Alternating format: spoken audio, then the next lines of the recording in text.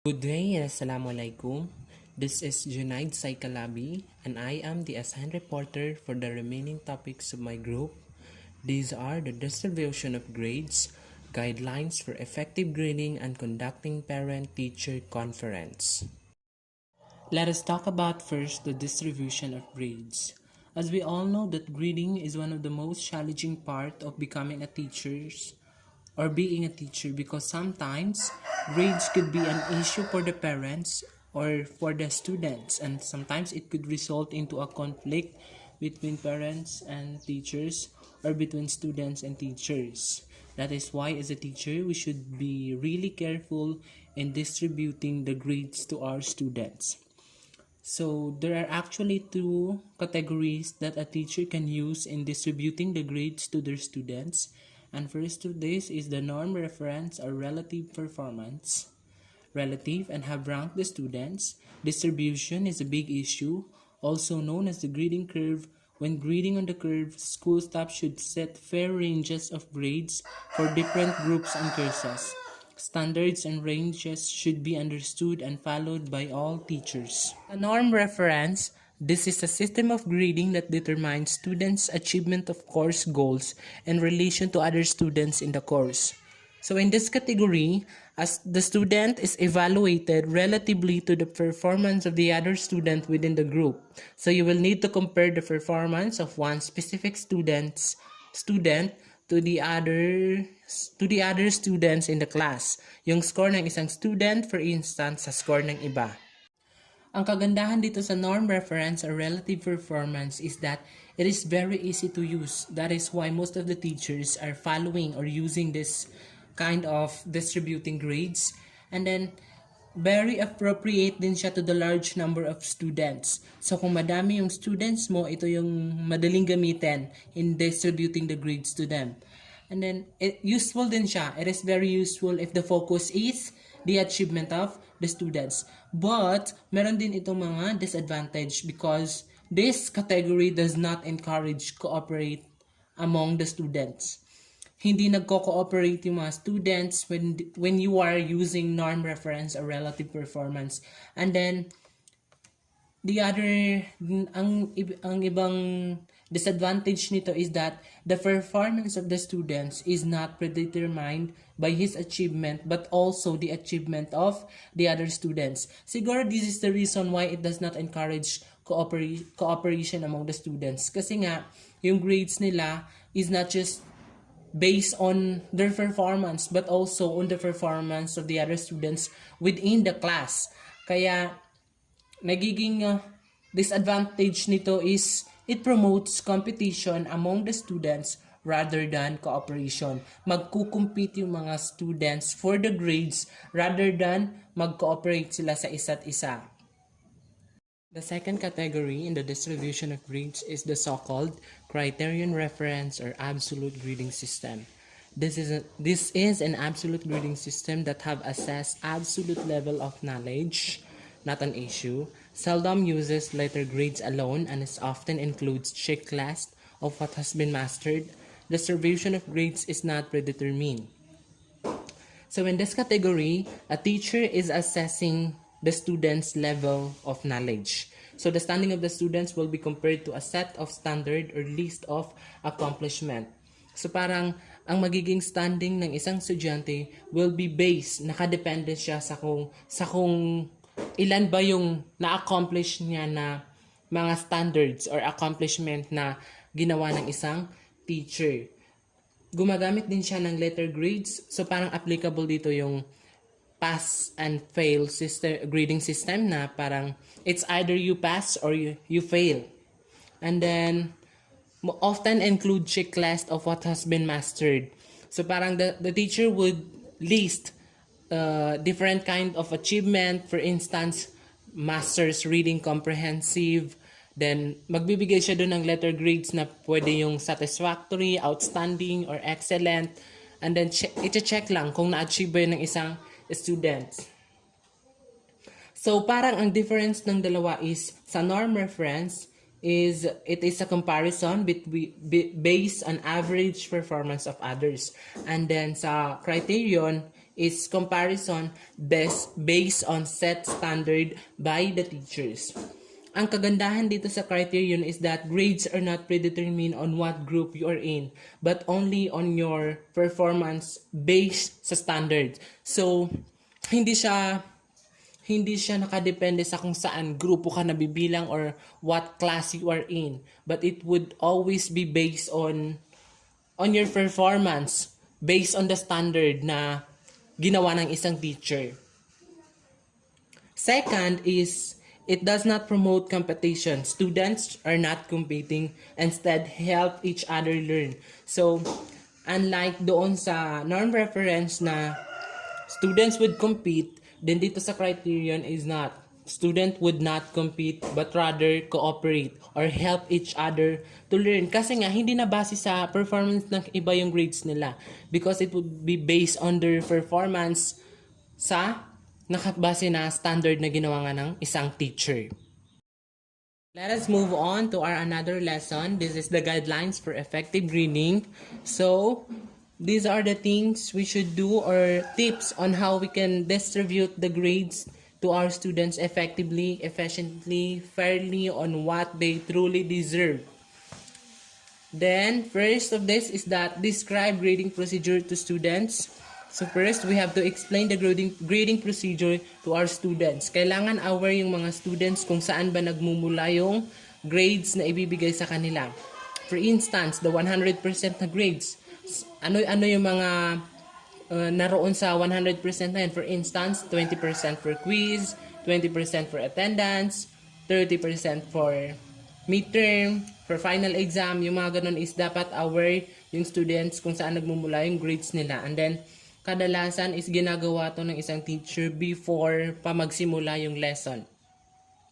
Second is that clarify that course grade will be based on achievement only.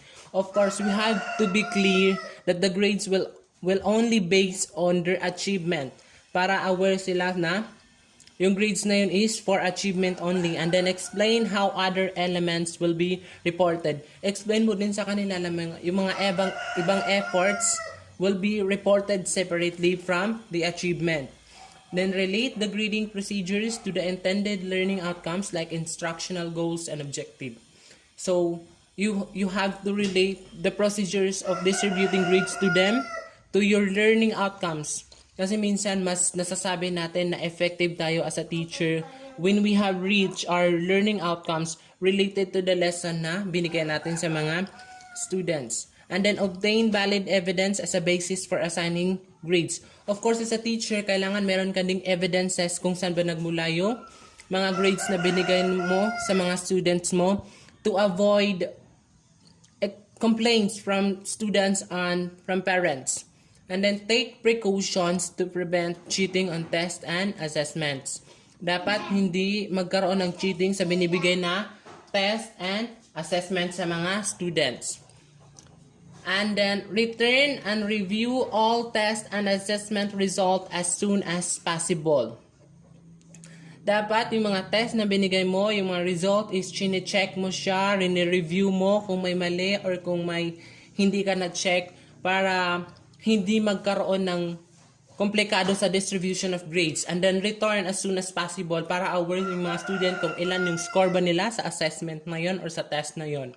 And then properly weight the various types of achievement included in the grade. Dapat kinakalculate mo yung iba't ibang uri ng achievement na kasama doon sa distribution of grades. Do not lower an achievement grade for tardiness, weak effort, or maze behavior. Huwag mong bababaan yung grado ng isang estudyante just because nakita mo na napagod siya or kulang yung effort niya or may mali siyang ginawa. But be fair. And I think that's all for the guidelines of effectively grading the students. So our last topic would be conducting parent-teacher conference. So why do we need to conduct a parent-teacher conference? This is because conducting parent-teacher conference is a great opportunity to discuss the students' academic progress and social behavior. Of course, this is an opportunity para ma-inform nyo yung mga yung mga parents na or guardians ng isang student about their progress academically and their social behavior, kung ano ba yung ugali nila sa classroom.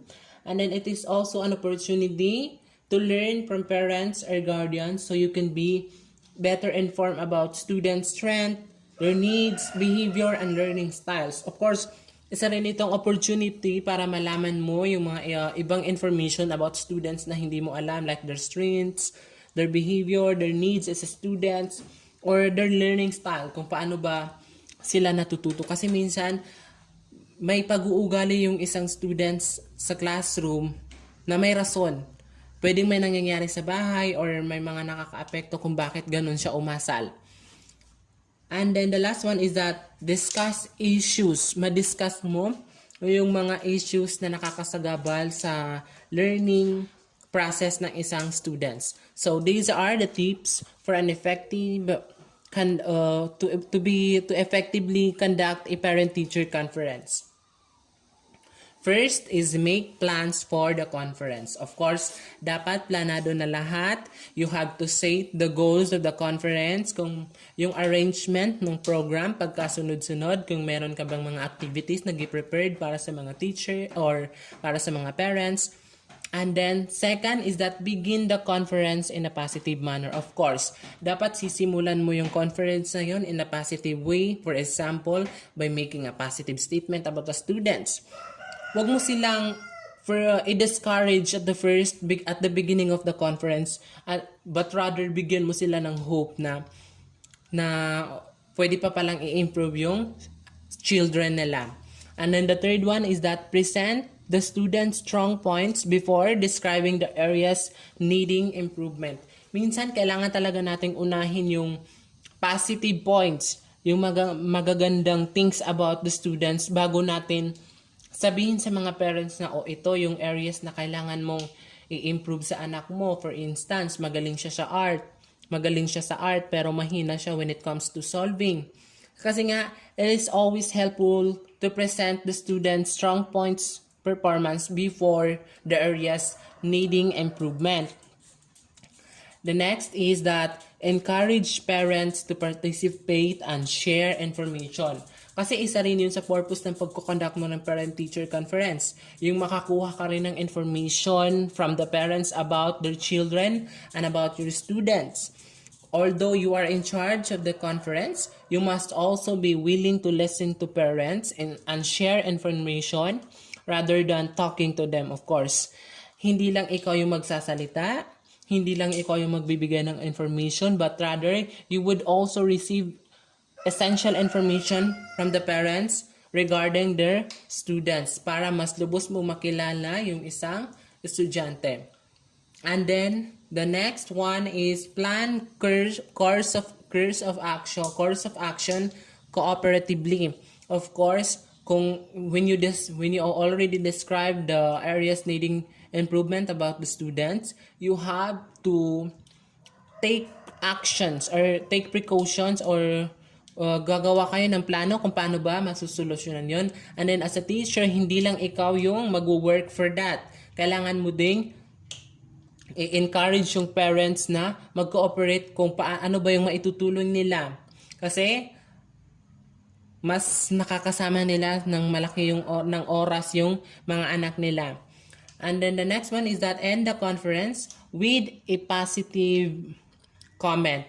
Of course, tatapusin mo yung conference ng mag-iiwan ka ng positive comments. For example, by saying thank you for coming to the parents, and then say something about the students. Now, for example, don't worry kasi when we work together, pwedeng ma-improve natin. There is a big possibility na mag-i-improve or magkakaroon ng progress about the students regarding their performance academically, for instance. And then the last one is that use good human relation skills during the conference. Of course, dapat maganda yung relation mo sa isang parents kasi you will need to work together for you to be a better teacher or an effective teacher. So these are the do's and don'ts when conducting a conference. The do's are, first, be friendly and informal. Of course, this is a parent and teacher conversation, so you have to be friendly and informal. Huwag kang maging formal because not all the parents are educated or pa-English ka pa doon, hindi naman naiintindihan ng ibang parents. Be positive. Dapat positibo ka lang so that you cannot discourage the parents. Be willing to explain in an understandable terms. Of course, you should explain terms or things to the parents in an understandable way. Dapat naiintindihan ng lahat. Sabi ko nga, wag kang English kung nagkakandak ka ng parent-teacher conference kasi pwedeng hindi lahat ng parents is nakapag-aral or edukado, and then pwedeng hindi nila maintindihan. And then next is be willing to listen, of course. As I have said na hindi lang ikaw yung magbibigay ng information, but rather you would also receive information. That is why you should be willing to listen. Not just on their information, kundi pati sa mga suggestion nila, dapat open ka doon. Next is be willing to accept parents' feeling. Of course, dapat ina-accept mo yung pakiramdam ng isang student na, for instance, yung anak niya is may fail. Dapat na-accept mo yung feeling niya kasi parent siya. And then the last one is be careful about giving advice. Of course, we should be really careful about giving advice to the parents because we might hurt them. That is why sabi nila, think before we speak. And then the don'ts are, first, don't argue or get angry. Of course, huwag kang makipagtalo sa mga parents kasi minsan mas may point talaga din yung parents. Kaya nga kailangan nakikinig ka din sa kanila. Don't ask embarrassing questions. Huwag ka magtatanong ng mga nakakahiyang tanong because you might insult the parent. And then third is don't talk about other students, parents, or teachers. Huwag mong i-compare yung estudyante mo or anak nila sa ibang estudyante. Huwag mong i-compare yung parents sa ibang parents na, oy, si ito kay mas maganda yung pag-aalaga niya sa anak kasi mas effective siya as a parents. And then, don't bluff if you don't know the answer. Huwag kang sagot ng sagot kung hindi mo rin naman alam yung sagot. And then the next is, don't reject parent suggestion. Of course, dapat open ka sa suggestion kaya wag kang nagre-reject ng suggestion ng isang parents. And then the last one is, don't be a know-it-all. So sa conference, wag kang umasta na parang alam mo yung lahat about the students kasi nga kaya nga nagkakandat ka ng conference na yun kasi nga meron kang hindi alam about the students. I think that's all for today and thank you for listening.